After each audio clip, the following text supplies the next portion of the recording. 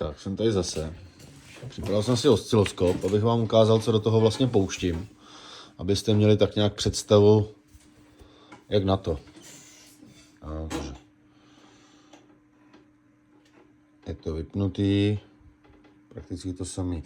Jeden tranzistor, druhý tranzistor. Červený kanál tak je ovládání hlavního tranzistoru a žlutý kanál tak je vlastně to, co nám jde do cívky a do kondenzátoru. Takže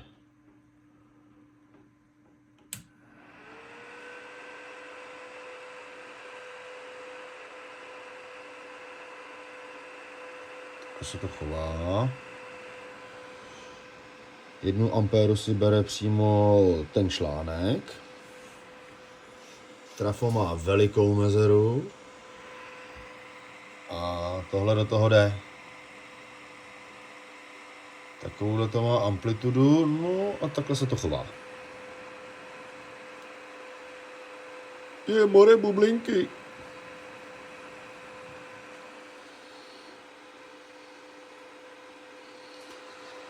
Samozřejmě tadyhle si upravíme drobec střídu.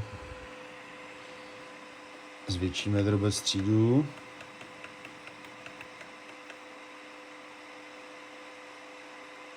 Aha.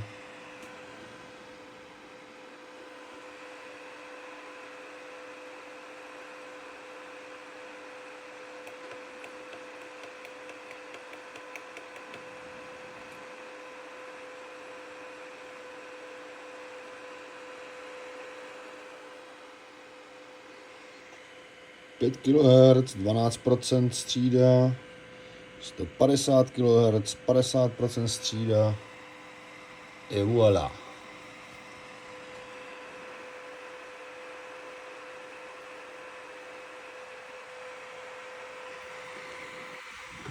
Je to líbí. No to stejně vidět hovno.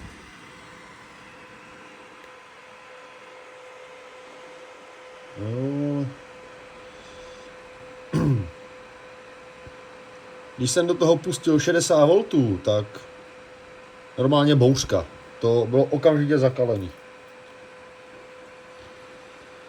To si připravuju tady zvlášť další. To bude další video, který připravím s vyšším napětí. Tohle je napájení 12 V. A i když je tady cívka, tak tady jsem naměřil na těch elektrodách jsem naměřil 7,5 V. Jo, kvůli tomuhle, že to je. Takže tam chci pustit větší napětí, no a to vám pak ukážu, co to dělá, protože já jsem z toho byl docela vyděšený. Pane bože.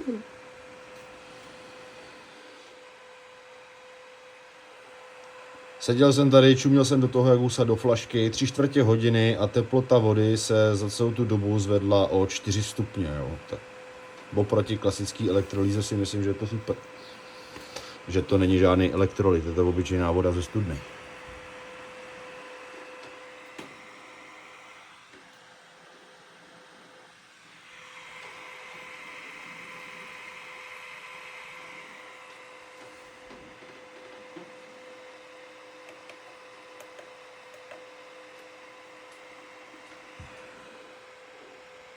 Ubral střídu, pustili jsme více proudu.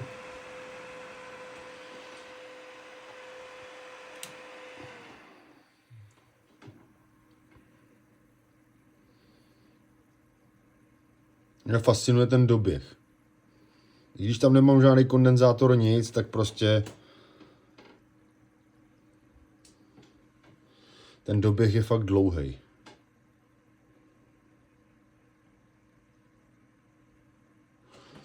No nic, zatím vše.